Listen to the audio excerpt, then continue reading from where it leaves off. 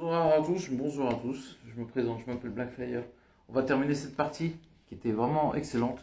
Euh, Franchement, c'est pas mal du tout, hein. J'ai même une autre histoire qui est vraiment pas mal. Faudrait que je vous la montre aussi, concernant Kane et bien évidemment Spider-Man. Même si c'est plutôt Scarlet Spider que Spider-Man. Mais bon, ça reste un excellent personnage. On en était où? Je crois me rappeler, on en était où?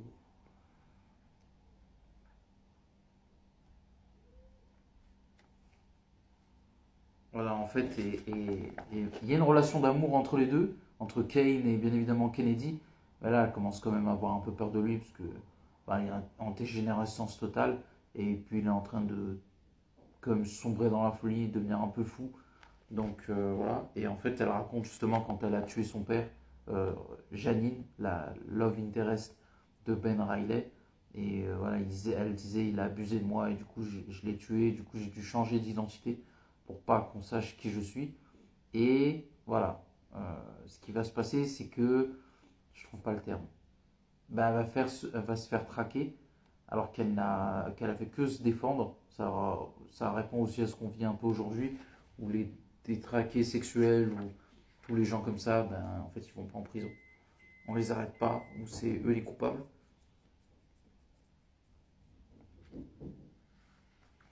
Et en fait, voilà, Kane, bizarrement, face à Kennedy, se retrouve à être beaucoup plus humain qu'il n'y paraît, même si son apparence est assez monstrueuse. Et Kennedy, enfin, Kane, il disait, voilà, t'étais mon seul espoir de rester un être humain ou d'avoir une connexion pour que je puisse vivre. Le problème, c'est que, en fait, elle commence à prendre le dessus sur lui et un peu le contrôler. Et malheureusement, elle fait quelque chose de terrible parce que, vous savez, il n'y a rien de plus dangereux qu'un homme désespéré. Et voilà, donc d'un côté, on va voir, je trouve pas le terme, on va voir, voilà, la Scarlet Spider, Ben Riley, montrer les pouvoirs qu'il a à Janine après toute la révélation de l'un et de l'autre. Il voit que ces deux âmes brisées et tourmentées, et qu'ensemble, il y a que. En fait, ils se comprennent à travers le passé l'un de l'autre, ce qui renforce leur relation. Et on voit d'une certaine manière, je pense, Kane qui observe un peu ça de loin et en fait, il a le seum de fou parce qu'il voit là où Ben Riley a réussi sa vie, il voit que lui, quoi qu'il arrive, ce sera toujours un échec. Et en fait, il va péter les plombs. Et vous allez voir ce qu'il va faire, c'est un psychopathe.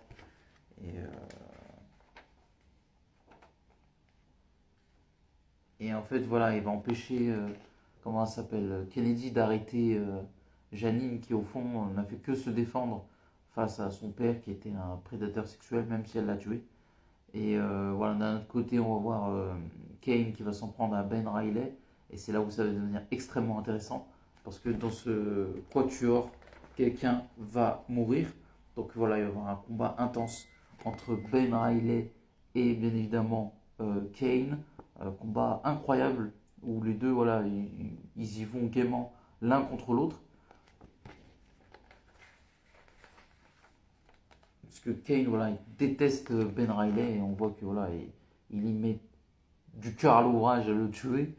Et d'un autre côté, voilà, il y a Kennedy qui va être là, qui va intervenir. Et euh, on va voir que,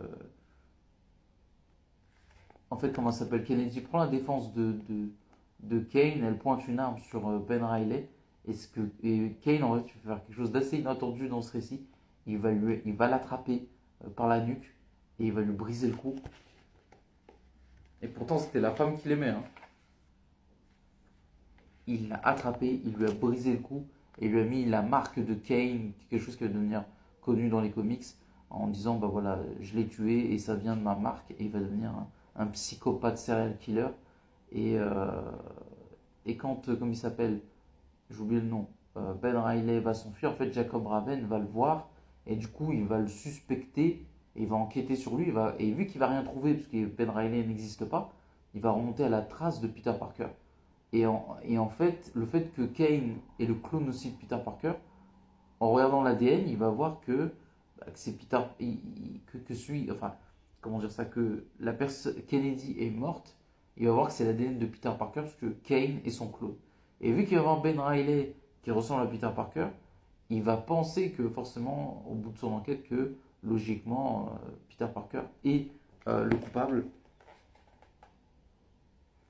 Surtout qu'il, comme il s'appelle, Scarlet Spider, voilà, on voit qu'il va mettre à terre Jacob Raveil pour pas que, comment ça s'appelle, euh, j'ai oublié son nom, je crois qu'elle s'appelle Louise, j'ai oublié son nom, Janine, pardon, justement se fasse pas arrêter et que lui non plus, pour le coup, donc il va faire une pierre deux coups, il va pas le tuer, hein, il va juste l'assommer et après il va s'en aller et forcément, euh, pendant que lui va partir, on va voir Kane brisé par rapport au fait qu'il ait tué Louise Kennedy. Ben Reilly va partir avec Janine et Jacob Raven va se poser des questions sur le fait que sa collègue et inspectrice s'est fait tuer. On va enchaîner avec une autre histoire. Je ne sais pas si j'aurai le temps de tout vous montrer, mais cette histoire elle est vraiment bien parce que ça va parler justement encore de Scarlet Spider et de comment il s'appelle Kane et du comment il s'appelle le chasseur noir qui a un rapport avec Kraven le chasseur. Et d'un autre côté on va voir voilà Tombstone, on va voir Scarlet Spider affronter Tombstone, c'est super bien dessiné, l'histoire est vraiment bien, elle est vraiment pas mal du tout. Et voilà, donc on va voir Scarlet Spider affronter Tombstone et il va affronter d'autres ennemis de Spider-Man, ça on en parlera une prochaine fois. Je vais continuer la saga du clown, mais je trouvais que c'était intéressant de rentrer dans la profondeur des personnages et vous raconter qui ils sont vraiment. Donc on voit voilà, Scarlet Spider qui va mettre à terre Tombstone. Et voilà, il met le paquet contre lui parce que Tombstone c'est un sacré client. On va voir le chasseur noir voilà, qui est une sorte d'héritier de Kraven, le chasseur, et qui va voilà, lui-même essayer de chasser Spider-Man, mais cette fois-ci Scarlet Spider.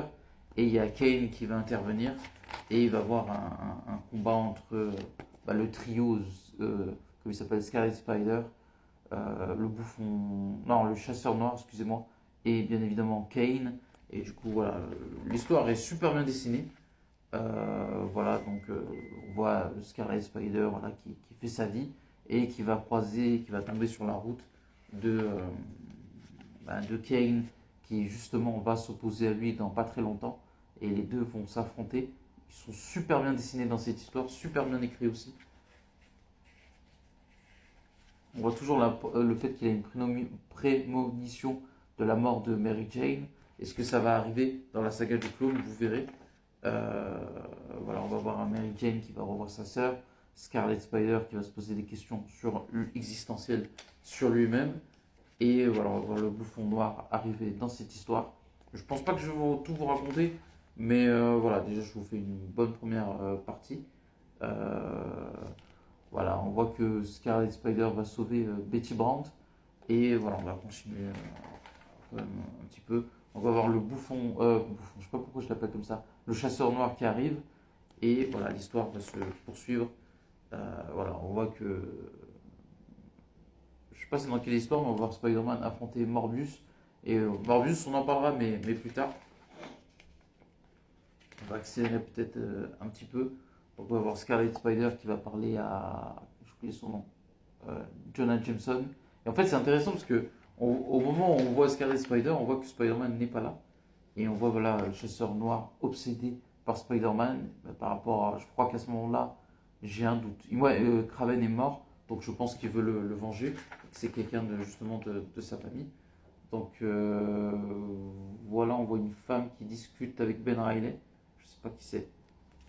Gabrielle, je crois. Si ma mémoire est pas mauvaise. Je ne peux pas souvenir qu'elle a un grand rôle. Donc on voit Mary Jane qui est chez elle ou chez sa sœur, qui voit son père, je crois. Non, un médecin, pardon, par rapport à son enfant. Et on voit, comment il s'appelle, j'ai oublié le nom, Kane, voilà, qui est en train de massacrer des criminels à main nue. Et tu vois toute la puissance qu'il a.